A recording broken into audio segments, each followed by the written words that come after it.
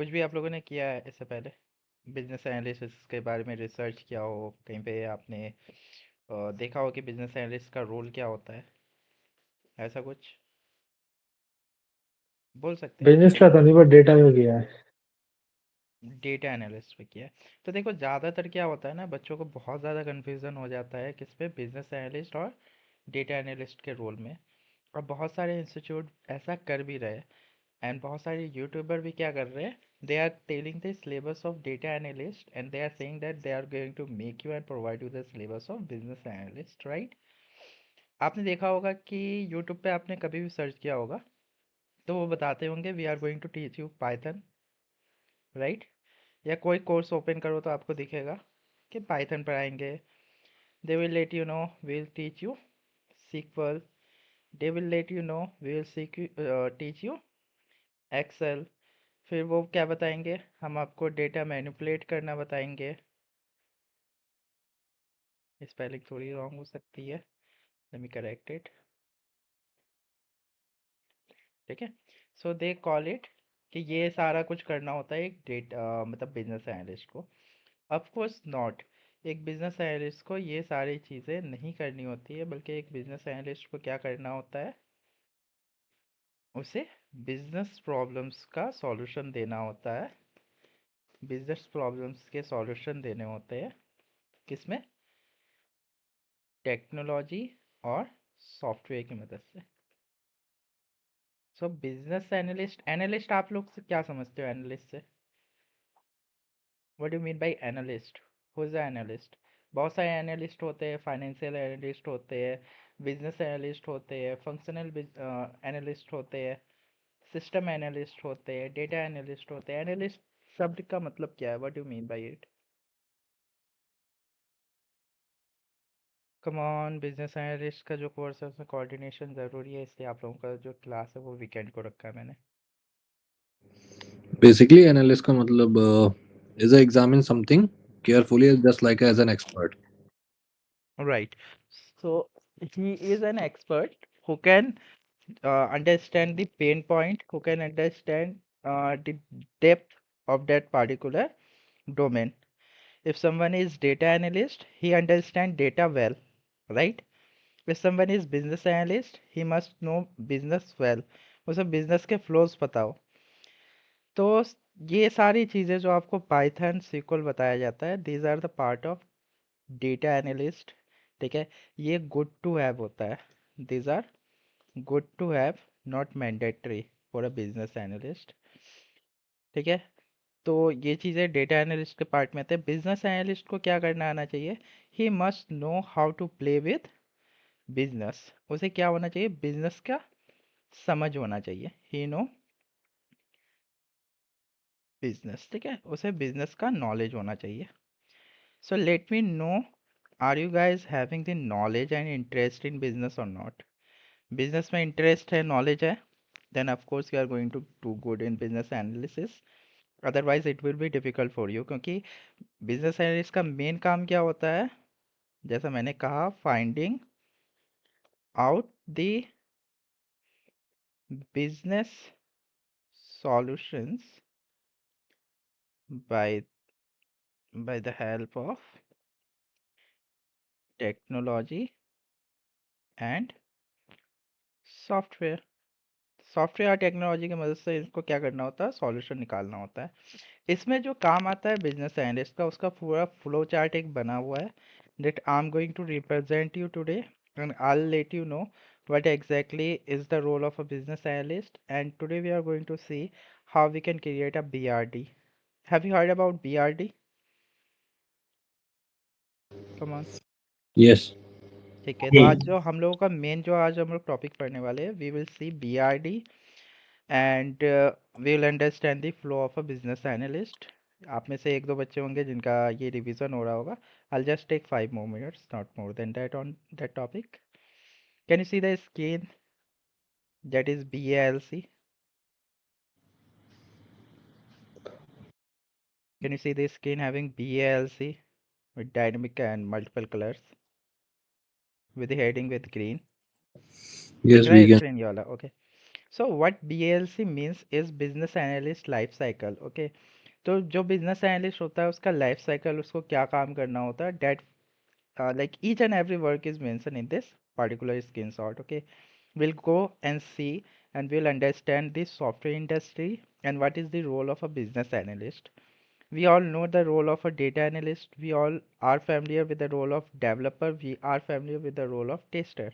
What we are going to do today is we are going to see what's the exact role and demand of a business analyst in software industry. मतलब software में क्या business analyst software develop करता है? Yes और no? Let me know at least. No, आप sir. लोग unmute रह सकते हैं, there is no background sound, you can be unmute. Okay, so business analyst software develop नहीं करता है, ऑलराइट। क्या सॉफ्टवेयर टेस्टिंग करता है? पार्शियली, उसके लिए टेस्टर्स होते हैं। Then what is the need of a business analyst, उसका जो मेन रोल है और क्या उसका अस्तित्व है सॉफ्टवेयर डेवलपमेंट में, वो हम लोग समझेंगे। तो starting from the beginning, it is said that necessity is the invention of necessity is the mother of all inventions। जहाँ पे ज़रूरत होती है वहीं पे खोज होता है, राइट। तो सबसे पहले तो हमारा जो सॉफ्टवेयर का फंडा है वो ज़रूरत से स्टार्ट होता है। मतलब सबसे पहले हमारे पास एक क्लाइंट होना चाहिए कंपनी का। कंपनी के पास क्लाइंट होता है, क्लाइंट के पास रिक्वायरमेंट होता है। जब तक क्लाइंट नहीं है और उसको रिक्वायरमेंट नहीं है, कोई प्रोजेक्ट नहीं, कोई बिजनेस एनालिस्ट नहीं, कोई सॉफ्टवेयर डेवलपर नहीं, राइट। तो सबसे पहले क्लाइंट होता है। क्लाइंट को कुछ रिक्वायरमेंट लगता है कि मुझे एक्स वाई जेड सॉफ्टवेयर की ज़रूरत है या सॉल्यूशन की ज़रूरत है, तो वो उसके लिए क्या करता है, टेंडर निकालता है। You can see it, open the tender. फिर आपकी कंपनी में जो बिजनेस डेवलपमेंट में होते हैं, जो सेल्स डिपार्टमेंट में होते हैं, वो क्या करते हैं, वो इस प्रोजेक्ट का टेंडर फिल करते हैं और उस प्रोजेक्ट को ग्रैब करते हैं। जैसे ही वो प्रोजेक्ट आपकी कंपनी को मिल जाता है, तो कंपनी उस प्रोजेक्ट के बजट के हिसाब से उसका स्कोप डिसाइड करती है और कुछ कोट करती है कंपनी को। उसमें थोड़ा सा पार्ट आ सकता है, जो प्री सेल्स बिजनेस एनालिस्ट होते हैं वो हेल्प करते हैं PPT और ओल्ड सॉल्यूशंस, जो पुराने कंपनी या किसी क्लाइंट को उस तरह का सॉल्यूशन दिया हो जिनसे उनका रेवेन्यू जनरेट हुआ हो, तो वैसे सॉल्यूशंस ये लोग प्रोवाइड करते हैं और दिखाते हैं किसको, क्लाइंट को।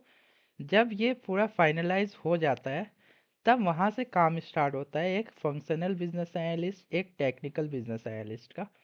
जैसे ही वो प्रोजेक्ट आपकी कंपनी में आ जाता है, जैसे ही कोई प्रोजेक्ट आपकी कंपनी में आ गया, तो अब आपको क्या करना होता है कि आपकी कंपनी कहती है कि मान लिया आशीष या राज या शुभम, किसी को भी वो कहेगी कि शुभम ऐसा करो, आप इस प्रोजेक्ट के बिजनेस एनालिस्ट हो, आज से आपको इस प्रोजेक्ट को लीड करना है, इस प्रोजेक्ट को हैंडल करना है, you are going to act as a business analyst in this project.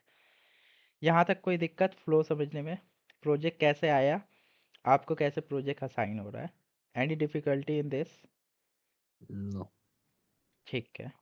तो प्रोजेक्ट लाने तक में आपका कोई रोल नहीं है, but if you are acting और you are on the position of a pre sales business analyst, तो वहाँ पे आपको काम करना होता है, क्लाइंट को रिप्रेजेंटेशन देना होता है, पुराने सॉल्यूशंस दिखाने होते हैं, आपके सक्सेस स्टोरीज दिखाने होते हैं, ताकि क्लाइंट समझे कि आप उनके इस प्रॉब्लम का सॉल्यूशन इजीली दे सकते हो। अब वो सारा का सारा एग्रीमेंट प्रोसेस हो जाए, अब वो हमारे साथ मूव करने के लिए रेडी हो। जब ऐसा हो जाता है, तब आपको एक BA असाइन होता है क्लाइंट को। उसके बाद उस BA का काम होता है सबसे पहली मीटिंग में अपने स्टेक होल्डर्स को समझना। Everyone knows what is stakeholder? सबको पता है स्टेक होल्डर क्या होता है? हाँ पता है, मतलब जो भी कंपनी के थोड़ा मतलब अलग अलग डिपार्टमेंट्स के जो भी पर्सन होते हैं, फाइनेंस का अलग, HR अलग, और भी हम्म। मतलब जो भी डिपार्टमेंट्स होते हो। ठीक है। तो स्टेक होल्डर जो होता है वो कौन होता है? ऐसा बंदा जो उस प्रोजेक्ट पे कुछ उसका रोल हो, ठीक है। चाहे तो उस प्रोजेक्ट को डेवलपमेंट कराने में, चाहे तो उस प्रोजेक्ट को डेवलपमेंट कराने में, चाहे तो उस प्रोजेक्ट को यूज़ करने में उसका कुछ भूमिका होगा, तो फिर वो क्या होता है, स्टेक होल्डर कहलाता है, राइट। ओके। तो यस। सबसे पहले जो आपका मीटिंग होगा आफ्टर असाइनिंग, और आप क्लाइंट से मिलोगे, तो क्लाइंट से मिलने से पहले आपको कुछ इन्फॉर्मेशन प्रोवाइड कर दिया जाता है कि ये क्लाइंट इस डोमेन में काम करता है, इसका ये सारा काम है, एक्स वाई जेड, ये प्रॉब्लम है इसका, मान लिया इसको इन्वेंटरी मैनेजमेंट में प्रॉब्लम है, इसको रेवेन्यू इसका गिर रहा है, they just want to have solution to raise the revenue and all. तो आप उसके मुताबिक थोड़ा रिसर्च करते हो and you go in the first call with the client, whether it may be on site, 10% chance होता है कि आप ऑन साइट मिल रहे हो या फिर मीटिंग्स हो रही है, या फिर 90% आपका वर्चुअल मीट होता है उनसे। तो उसमें आप लोग का इंट्रोडक्शन होता है, हायर लेवल के जो आपके कंपनी को होते हैं वो आपको इंट्रोड्यूस करवाते हैं एक दूसरे से, वहाँ से आप लोगों से फैमिलियर होते हैं, वहाँ से एक रोल स्टार्ट होता है एक बिजनेस एनालिस्ट का। अब वहाँ से आपको लोगों को क्या करना होता है, ग्रैब करना होता है, अपने क्लाइंट्स को एक अच्छा होल्ड बनाना होता है, अपने क्लाइंट्स को समझना होता है और ख़ुद को समझाना होता है अपने क्लाइंट को, उनके रिक्वायरमेंट को समझना होता है। पर सबसे पहले कॉल पे हम ट्राई करेंगे, एटलीस्ट एक कॉल पे सारे रिक्वायरमेंट्स क्लियर नहीं होते हैं, मल्टीपल एलिसिटेशंस होते हैं। तो पहले कॉल पे हमें कोशिश करना है क्या, we must clear the stakeholders and their role in the project. At least इतना तो हो जाए कि कौन कौन स्टेक होल्डर्स है इस प्रोजेक्ट में, उनके क्या रोल है। Second call, third call, going on, multiple calls होंगे, रिक्वायरमेंट गैदरिंग चलेगा। जब रिक्वायरमेंट गैदर हो जाता है और ड्यूरिंग द रिक्वायरमेंट गैदर एक बिजनेस एनालिस्ट का काम होता है क्या बनाना, हर मीटिंग का MOM banana. It is the work of a business analyst to create the MOM of each and every project. Is it clear? Come on, Yes. let me know. Okay. तो business analyst का काम होता है कि वो हर project का क्या करे, MOM बनाए, हर मीटिंग का क्या करे, MOM बनाए। MOM क्या होता है, इट्स मिनट्स ऑफ मीटिंग। ये मिनट्स ऑफ मीटिंग क्या होता है, मीटिंग का जो आप नोट्स ले रहे हो, जैसे अभी आप क्लास कर रहे हो मुझसे, अगर आप इसका नोट्स लिख रहे हो, इसको एक पार्टिकुलर फॉर्मेट में, एक फॉर्मल फॉर्मेट में आपने लिख दिया, मेन पॉइंट्स, एजेंडा, किसने क्लास अटेंड किया था, ये सारा कुछ ही क्या कहलाता है, मिनट्स ऑफ मीटिंग कहलाता है, द नोट्स ऑफ मीटिंग। तो जब आप रिक्वायरमेंट गैदर कर रहे हो, उसके नोट्स लिख रहे हो, तो हर मीटिंग के बाद आपसे एक्सपेक्ट किया जाता है कि अगर आज आपकी मीटिंग हुई है तो आज शाम तक ही आप MOM दे दो, या मैक्स टू मैक्स दूसरे दिन आप MOM भेज दो क्लाइंट को कि ये हमारी डिस्कशन हुई थी, आने वाले मीटिंग में हमें ये काम करना है और ड्यूरिंग इस टाइम पीरियड के बीच में हमें ये काम कंप्लीट कर लेना है। ऐसा करके MOM भेजते हो, वो एग्री करता है और ये हमारी डिस्कशन हुई थी, ये आपकी रिक्वायरमेंट्स है जो अभी हम समझे हैं। अगर उसमें कुछ करेक्शन की ज़रूरत होती है तो वो बताएगा, मीटिंग होगी, फिर करेक्ट करेंगे, फिर MOM बनाएंगे। तो ऐसे मल्टीपल MOMs बन जाते हैं during elicitation, during requirement gathering. किसी को रिक्वायरमेंट गैदरिंग समझने में कोई दिक्कत, एनीवन? No. ठीक है। नहीं। ठीक है, तो ऐसे मल्टीपल मीटिंग्स हुई, मल्टीपल मीटिंग्स में आपने MOM बनाया, MOM में आपने हर मीटिंग में जो बातें हुई, जो रिक्वायरमेंट बताया वो लिखा, तो एक अच्छा खासा आपके पास क्या बन गया, रिक्वायरमेंट डॉक्यूमेंट हो गया है। ठीक है, और हर पे क्लाइंट का साइन है, हर पे साइन है, जिस आपकी कंपनी से जितने लोगों ने भी मीटिंग अटेंड किया सबका साइन आप उस पर लोगे पहले, उसके बाद फिर क्लाइंट को भेजोगे। साइन लोगे मतलब सबके रिव्यू करवा लोगे, सब ओके होंगे तब क्लाइंट को जाएगा, फिर क्लाइंट ओके होगा, फिर अगली मीटिंग होगी। क्लियर है? तो इस तरह से आपका एक स्ट्रॉन्ग डॉक्यूमेंट बन गया। फिर इस सारे डॉक्यूमेंट को आप क्या करोगे, एक डॉक्यूमेंट बना सकते हो जिसका नाम रख सकते हो requirement document. What you can make a document is called requirement document. जितने भी आपको रिक्वायरमेंट समझ में आए, MOMs, मीटिंग्स, इन सब से वो सारा कुछ आप क्या करोगे, एक पेज पे उतार दोगे, कुछ फोटो लिया हो, कुछ वीडियो मिला हो, कुछ नेट से निकाला हो, कुछ उनके वेबसाइट से निकाला हो, कुछ रिसर्च से, जो भी है सारा कुछ एक डॉक्यूमेंट में अच्छे से फॉर्मली लिख दोगे और उसको अपने टीम के साथ क्या करोगे, रिव्यू करोगे। जब आपकी टीम कहेगी नहीं अब ये फाइनल है, आपने सही बनाया है, या फिर उसमें कुछ चेंजेस होगा तो ड्यूरिंग द मीटिंग ही उसको चेंज कर देना। कितना चेंजेस हो सकता है, जब आपने अच्छे से मीटिंग अटेंड किया है, अच्छे से सुना है, चीज़ों को डॉक्यूमेंट किया है, 30% इधर से उधर हो सकता है जो आपसे मिस हुआ हो या आपने गलत लिखा हो, इतने सारे रिव्यूज़ के बाद। Am I right? Yes. Come on, ठीक है, 30% ही होगा, इतने सारे रिव्यूज आपने लिया है। उस 30% में जो भी चेंजेस होगा वो आप हैंड मतलब उस पार्टिकुलर मीटिंग में 1 घंटे का मीटिंग रख लो, आधा घंटे का, उसमें हैंड टू हैंड चेंज करके उन सब से अपने टीम से, अपने इंटरनल टीम से क्या कर लो, उस पर मोहर लगवा लो। एग्रीमेंट मतलब सब एग्री हो जाए, तो अब उस डॉक्यूमेंट को उठा के किसको भेज दो, क्लाइंट को, कि सर ये हमारा रिक्वायरमेंट है जो हमने आपसे समझाया है सारे एलिसिटेशन के प्रोसेस में, जितने बार भी हमारी बातें हुई है, प्लीज़ इसको रिव्यू करो और आप क्या करो, हमें रिप्लाई करो। क्लाइंट हो सकता है 1 दिन 2 दिन या 1 हफ्ता का समय लेगा उसको रिव्यू करने में। ऐसा रेपो बना रहता है क्लाइंट के साथ, उसको लगता है कि हाँ कुछ काम चल रहा है, ये नहीं कि सब हो जाएगा तभी हम जाएंगे क्लाइंट के पास, उसको लगना चाहिए काम चल रहा है। They are putting their efforts, ठीक है। क्लाइंट जब उस पर रिपोर्ट कर देगा कि हाँ एवरीथिंग इज़ फाइन, या कुछ चेंजेस की ज़रूरत होगी, again we will have the meeting, again you have to create the MOM, you have to include that in document, और डॉक्यूमेंट में इंक्लूड करने के बाद फिर आप क्या करोगे, फिर रिव्यू लोगे। यहाँ तक किसी को कोई दिक्कत कि आप क्या काम करते हो after selection? Come on. No, sir. Okay, good.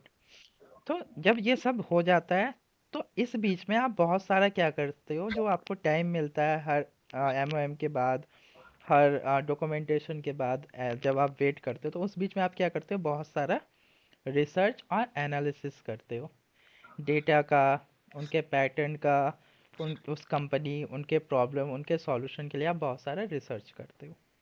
Research work आप गूगल कर सकते हो, जीपीटी कर सकते हो, you can take you can read the manuals, you can read documents, whatever way you prefer to do analysis and research, you can do it.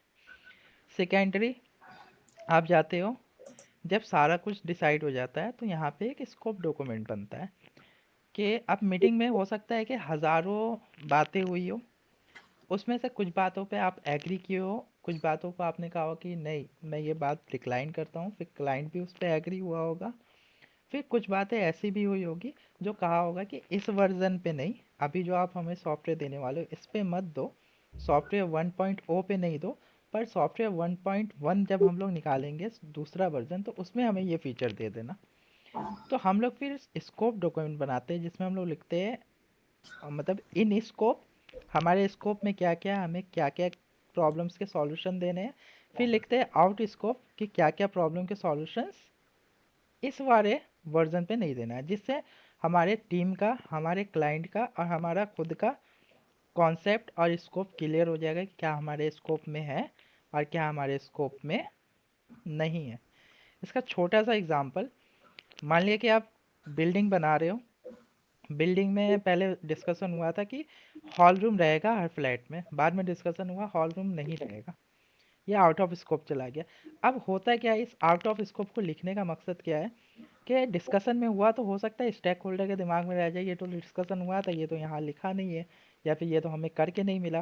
तो वहाँ पे क्या हो सकता है, वहाँ पे आप उन्हें बता सकते हो कि सर ये आउट ऑफ स्कोप है। जब आप स्कोप डॉक्यूमेंट उनको देते हो, ये क्लियर कट लिखा होता है what is in scope and what is out scope. Out scope. जब वो क्लियर हो गया, उस पर साइन हो गया, तब आप बढ़ते हो अपने रिसर्च, अपने एनालिसिस के मदद से, कि आप इसका सॉल्यूशन क्या है, उसको आप फीचर्स की मदद से फीचर लिस्ट में लिखते हो।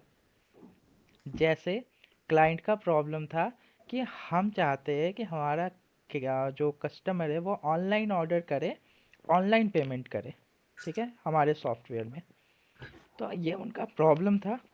इसका सॉल्यूशन आप फीचर लिस्ट में ऐसा लिखोगे कि क्लाइंट हमारे कस्टमर पोर्टल पे या कस्टमर साइट का जो हम एप्लीकेशन बनाएंगे अपने क्लाइंट के लिए, वहाँ पे हम ऑप्शन देंगे ऑनलाइन पेमेंट का।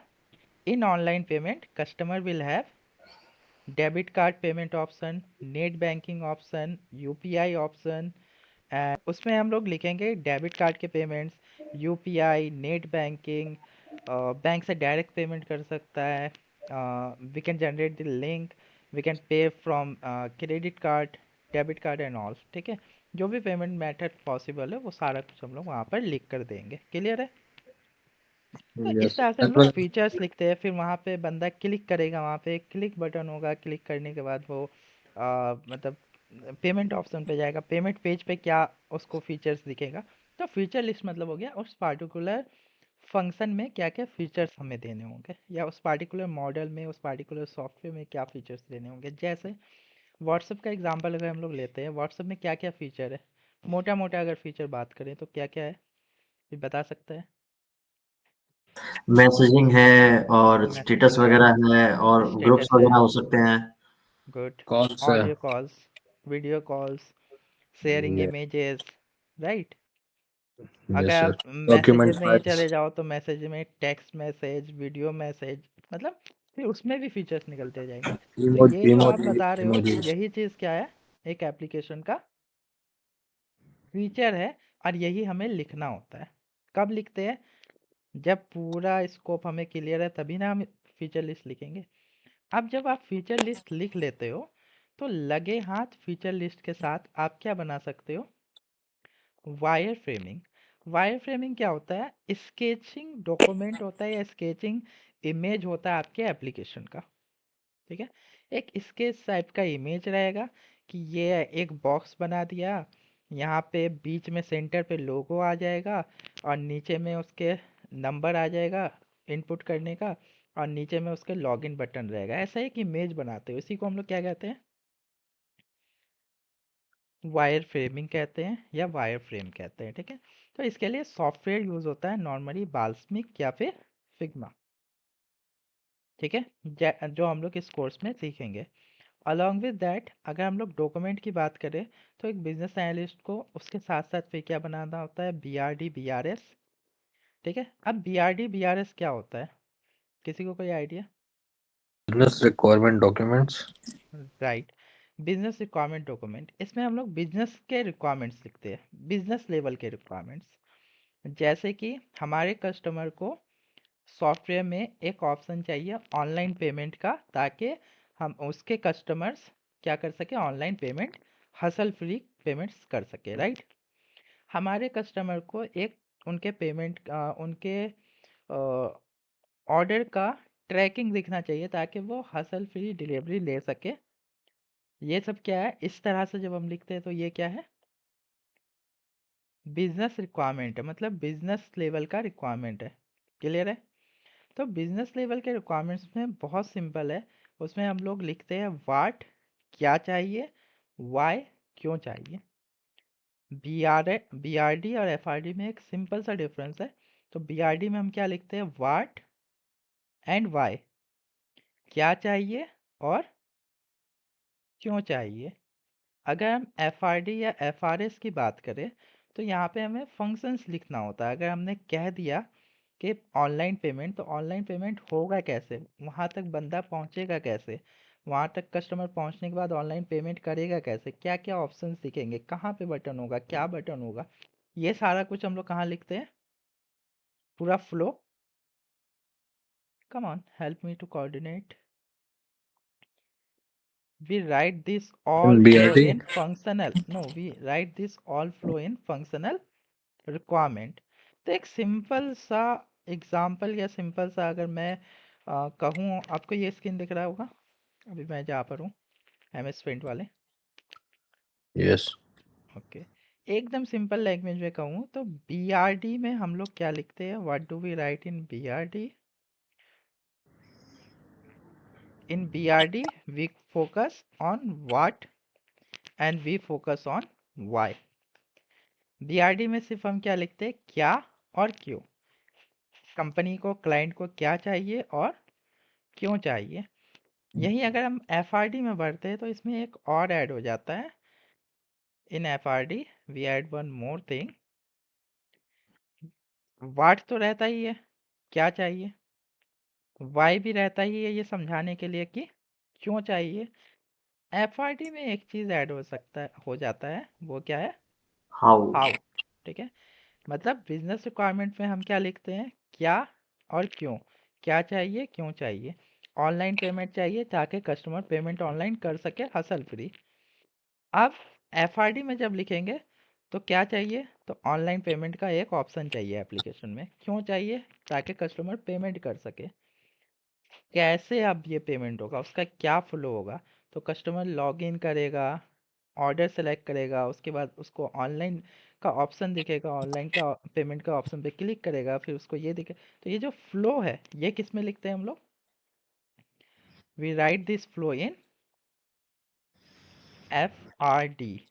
And one more thing, BRD is also known as BRS, FRD is also known as FRS. नींद आ रही है। सर कैन यू प्लीज हाँ एक बार यस प्लीज इसको एक्सप्लेन कर दोगे थोड़ा सा कंपैरिजन?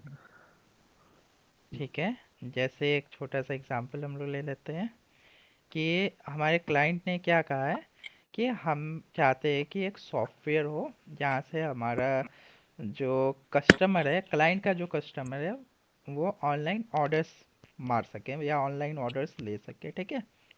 तो अब इसको आपको BRD में लिखना है। ये भी एक बिजनेस रिक्वायरमेंट हुआ ना एक क्लाइंट का। तो पहले तो आप बिजनेस रिक्वायरमेंट बनाते हो, तो आप इसको बिजनेस रिक्वायरमेंट में कैसे लिखोगे? आप लिखोगे BR1 मान लेते हैं इसका ID। ठीक है। ओके। आप लिखोगे क्लाइंट, या क्लाइंट को हटा दो, सीधा लिख दो कस्टमर के लिए ना सोच रहा है ये। Customer customer need software. should have क्या था ऑर्डर करने का ना, an yes option to make available online order. ठीक है। एंड कस्टमर को ऑनलाइन क्या पेमेंट। ऑप्शन रहे? ऑनलाइन ऑर्डर करने का ऑप्शन रहे। किसको? तो कस्टमर को। Clear? Customer should have an option to make an online order. क्यों रहे? अब FRD में BRD में दो चीज़ें होती है, एक वाट, तो हमने वाट लिख दिया है। अब ये क्यों चाहिए? Just think. For business requirement.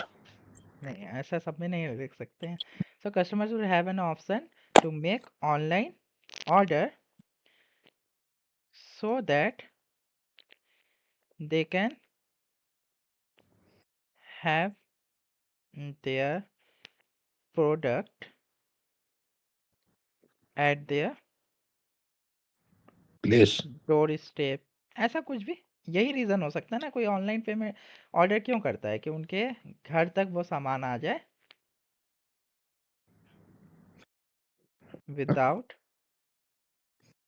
Putting any difficulty. their effort and can save time and money of travel, लिख सकते हैं, ऑफ ट्रैवलिंग। ठीक है। ये पूरा पूरी क्या हो गया, एक अच्छा सा बिजनेस रिक्वायरमेंट हो गया कि कस्टमर को, हमारा क्लाइंट चाहता है कि उनके सॉफ्टवेयर में, जो कस्टमर को सॉफ्टवेयर मिले उसमें क्या हो कि ऑनलाइन ऑर्डर का एक ऑप्शन हो। तो ठीक है, ये तो वाट पता चल गया क्यों हो, ताकि उनका कस्टमर घर बैठे सामान ले सके और उनके कस्टमर्स का क्या बचे?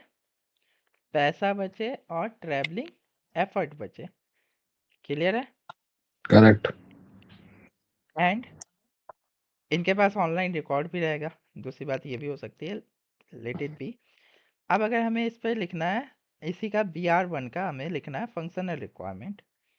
एक बिजनेस रिक्वायरमेंट के मल्टीपल फंक्शन रिक्वायरमेंट्स हो सकते हैं, क्योंकि ब्रेक डाउन होगा। बिजनेस रिक्वायरमेंट हाई लेवल पे लिखते हैं, जब लो लेवल पे चीज़ें लिखते हैं तो वो छोटी छोटी चीज़ों में डिवाइड भी होती जाती है। जैसे बिजनेस रिक्वायरमेंट में आ गया सिर्फ ऑनलाइन पेमेंट, फंक्शनल रिक्वायरमेंट में आ जाएगा ऑनलाइन पेमेंट में एक डेबिट कार्ड का पेमेंट, एक क्या हो जाएगा क्रेडिट कार्ड का पेमेंट का तरीका, एक आ जाएगा UPI का, एक आ जाएगा नेट क्रेडिट। बैंकिंग का। राइट? करेक्ट। हाँ, तो उसके लिए चार लिख सकते हैं इफ़ यू वांट। अगर कोई चाहे तो एक ही में लिख दे। ये प्रैक्टिस पे डिपेंड करता है, वैसे हर एक का अपना ज़्यादा अच्छा प्रैक्टिस माना जाता है। ठीक है। FR1 लिखते हैं फिलहाल, सपोज एन एग्जाम्पल। तो ये सारी चीज़ें क्या हो जाएगी? ये तो सेम ही आएगी। वाट एंड वाई ये सेम रह जाएगा, इसमें कोई भी चेंजेस आपको देखने को नहीं मिलेगा। अब इसमें क्या ऐड हो जाता है, एक what is added here is how. कैसे होगा ये जो आप लिख रहे हो, ये एक्ट कैसे होगा? तो वो हाउ हम लोग लिखते हैं नीचे में, पूरा फ्लो बताते हैं कि कस्टमर, इसके लिए एक फॉर्मेट होता है जो हम लोग यूज़ केस में लिखते हैं, आगे ये फॉर्मेट में सीखेंगे। अभी सिर्फ समझने के लिए मैं एक लाइन में लिख दे रहा हूँ, ठीक है।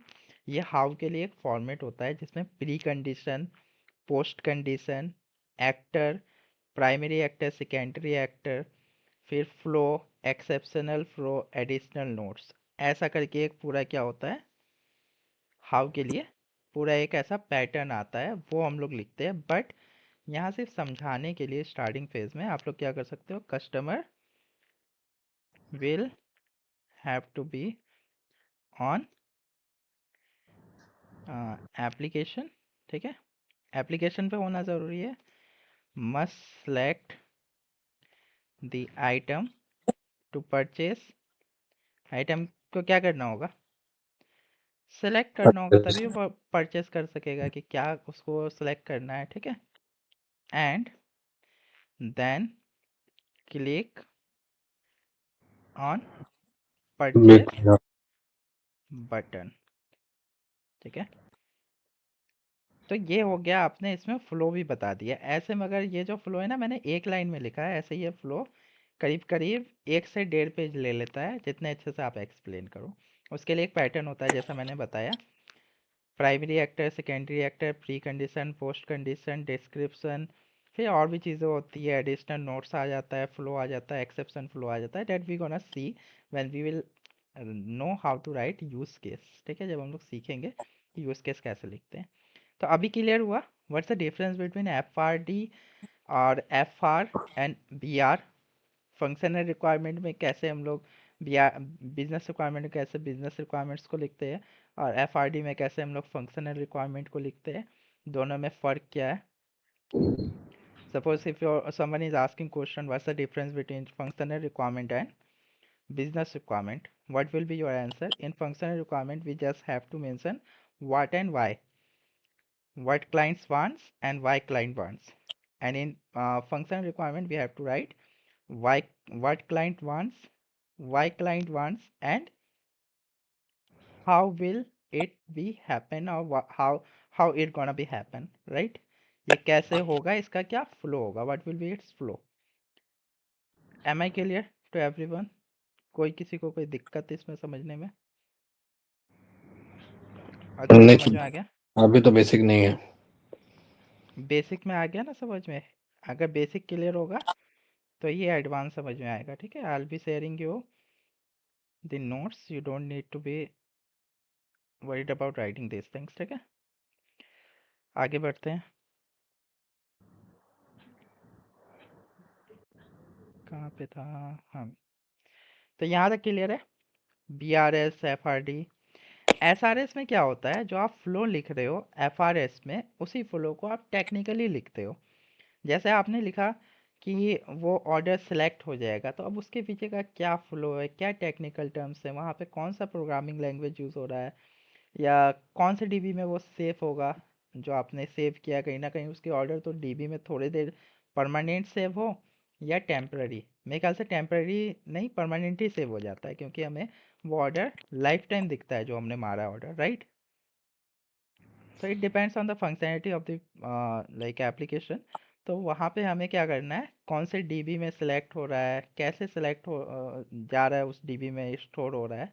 तो ये चीज़ें भी हम लोग किस में लिखते हैं, इतने टेक्निकल चीज़ें हम लोग किस में लिखते हैं, we write this technical things in S R S. Is it clear? We write this technical things in S SRS R S, ठीक है। ये टेक्निकल चीज़ें हम लोग किस में लिखते हैं, एस आर एस में लिखते हैं, ठीक है। टेक्निकल टीम मीन्स हाँ, कहाँ पे टेक्निकल टीम टेक्निकल, के हाँ यहाँ पे क्या होता है, एस आर एस आप ऐसा नहीं कि अकेले लिखते हो, बिकॉज एक बिजनेस एनालिस्ट से इतना भी एक्सपेक्ट नहीं किया जाता है कि वो इतना टेक्निकल हो कि पूरा का पूरा एस आर एस पूरा आर्किटेक्चर लिख दे वो एप्लीकेशन का, ठीक है। तो उसमें क्या होता है, आप हेल्प लेते हो सिस्टम एनालिस्ट का, आप हेल्प लेते हो लीड आर्किटेक्ट, टेक्निकल लीड्स, इन लोगों का हेल्प लेकर आप क्या करते हो, बिजनेस एस आर एस को आप कंप्लीट करते हो एज अ बिजनेस एनालिस्ट, ठीक है। मतलब जो फ्लो आपका फंक्शनल रिक्वायरमेंट में है, उसी फ्लो को थोड़ा सा क्या करते हो, टेक्निकल वे में लिख देते हो। क्लियर? ना moving ahead to solution document. बहुत कंपनी में प्रैक्टिस होता है कि they don't create FRD, they don't create SRS and all, they just create solution document. जो निचोड़ होता है, they are the combination of all BRD, FRS and SRS.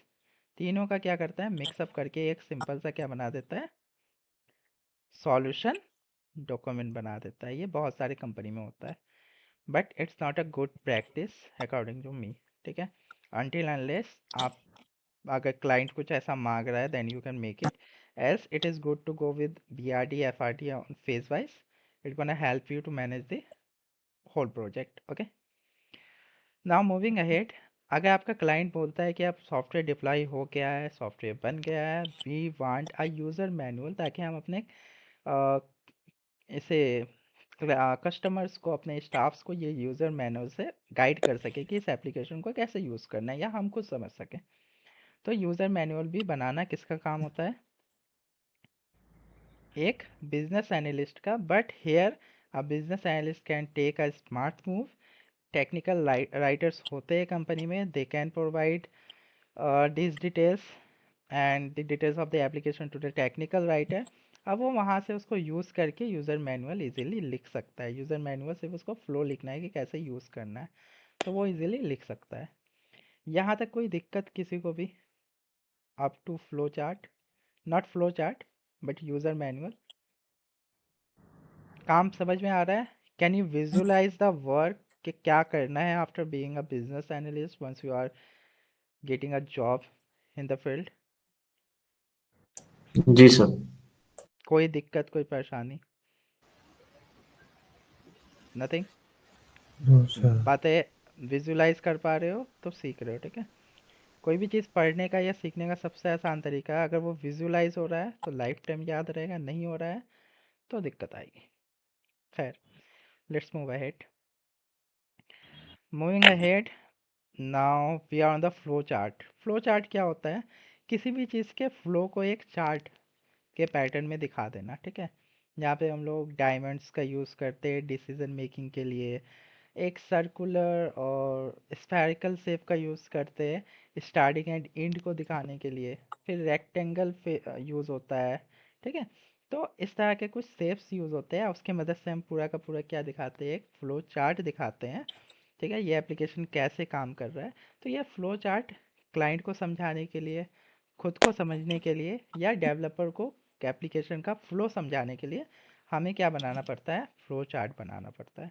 या फिर कभी कभी क्लाइंट का करेंट प्रोसेस क्या है, अभी वो कैसे काम करते हैं, और हम जब सॉल्यूशन दे देंगे तब वो कैसे काम करेंगे, इन दोनों का हम लोग कंपैरिजन में एक करेंट प्रोसेस और एक फ्यूचर प्रोसेस, करेंट प्रोसेस को बोलते हैं as if, sorry, as it. ठीक है, और क्या उसको कहते हैं, फ्यूचर प्रोसेस को क्या बोलते हैं, विल बी, और समथिंग लाइक दैट। ठीक है, मतलब करेंट प्रोसेस में अभी ऐसा हो रहा है और फ्यूचर प्रोसेस में अभी ऐसा होगा। तो इस तरह से हम लोग फ्लो चार्ट की हेल्प लेते हैं। फ्लो चार्ट हम लोग ड्रॉ डॉट आईओ से सीखेंगे कि कैसे हम लोग फ्लो चार्ट बनाते हैं।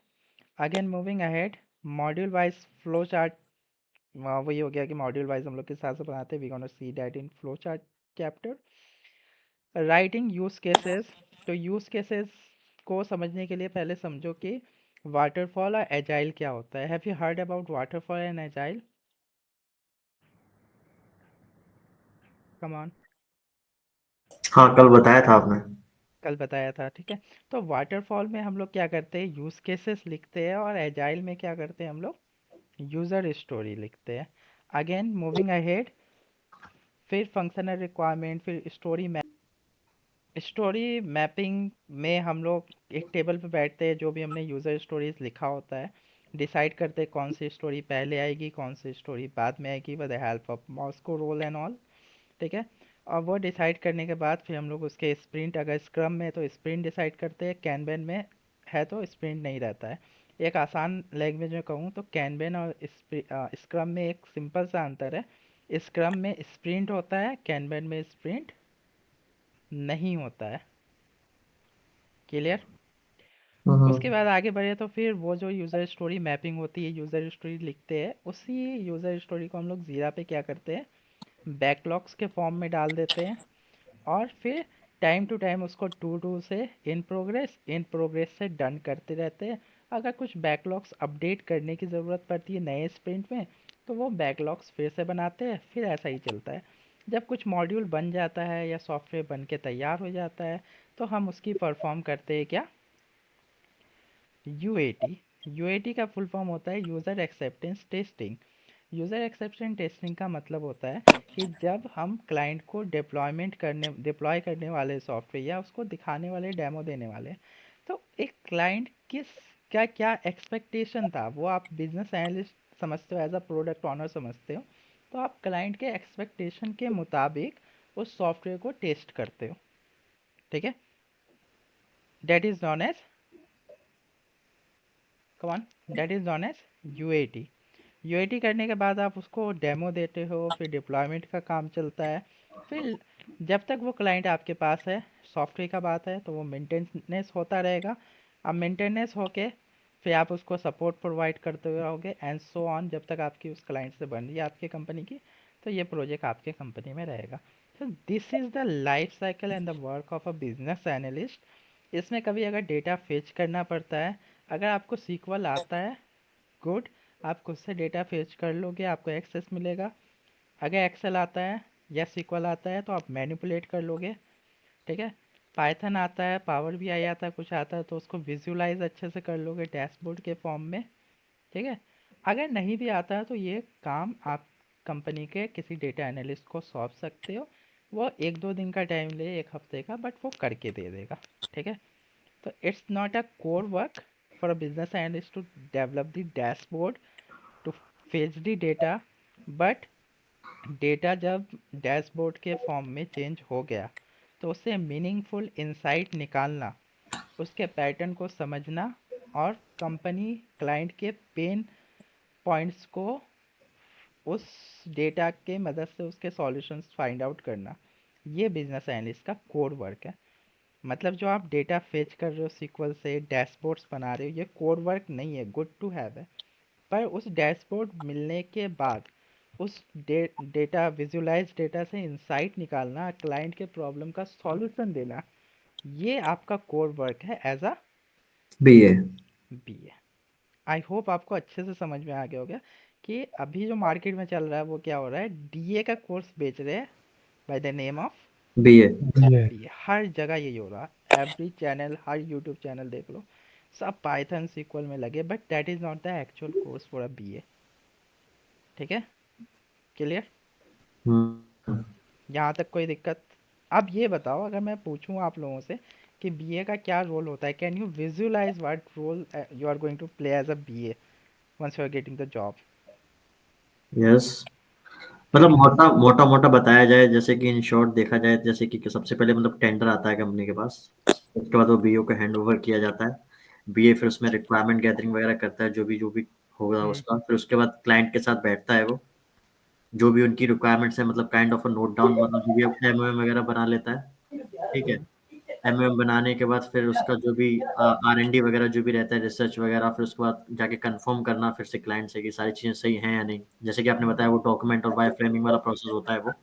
हम्म। ठीक है, एक बार वो वहां से कंफर्म हो जाता है, फिर उसके बाद मतलब वो, अब उसको कंफर्म, मतलब जो उसका जो प्रोसेस है उसका, वो मैंने जितना कि देखा है इसमें समझा कि हम्म। वो पूरा रिक्वायरमेंट को डॉक्यूमेंट में करना, फिर डॉक्यूमेंट से BR1 VR करके, फिर यूजर स्टोरीज से, और एक काइंड ऑफ हम्म। जो मॉडल बनवाना उस चीज का, वो हम्म। मॉडल बना के हम लोग आईटी टीम को जाके दे सकें कि भाई ऐसा ऐसा बनना है।